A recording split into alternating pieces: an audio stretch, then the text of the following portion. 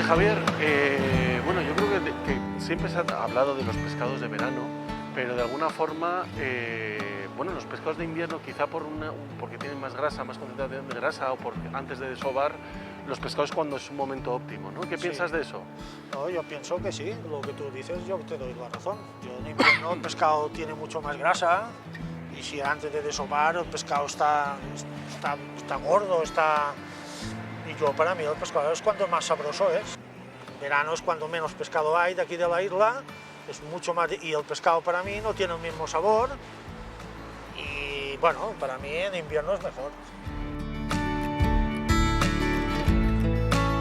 Oye, Javier, hay una tendencia, creo, antiguamente había, yo creo que se comían todos los pescados, había una cultura mucho mayor de los pescados, de todo tipo. Sí. Luego de repente como que la cultura ha bajado mucho, nos vamos al sota de caballo rey, al lenguado, al mero, al pargo. ¿Cómo ves toda esa parte? Yo creo que igual la inflación y los precios y la escasez de los pescados nobles están haciendo volver un poco a estos pescados. Sí, en esto tienes toda la razón. Antiguamente el pescado no muy valorado se comía mucho y se vendía mucho. La gente ha cambiado los hábitos, ese pescado lo ha dejado un poco olvidado y ahora hay como un poco de tendencia a ver si se puede volver, o hay gente que vuelve, a ver si esos pescados de no tanto valor comercial, si se pueden volver a poner un poco en funcionamiento, porque es un pescado muy rico y la gente los ha dado como olvidados y es una lástima porque el pescador propio está sobreexplotando los recursos. Claro, tú vas a pescar a lo que más económicamente te puede dar un dinero para tú sobrevivir y estás dejando, como puede ser el jarret, túnidos, como puede ser las albacoras, como puede ser salpas, que antes todo esto se comía, las lisas, la morena, que la morena la gente casi no la quiere y es uno de los pescados más buenos que hay en el mar. Oye, Javier, en Menorca hay quizá dos clases de pesca diferenciadas. Una es las barcas de arrastre, que se concentran en Mahón y Ciudadela, sí. Y hay otra pesca artesanal de pequeñas barcas que está en los tres puertos, alguno más tipo Canutels, pero en Fornells, Ciudadela, Mahón. ¿Cuáles son las diferencias en general que tú podrías explicar brevemente?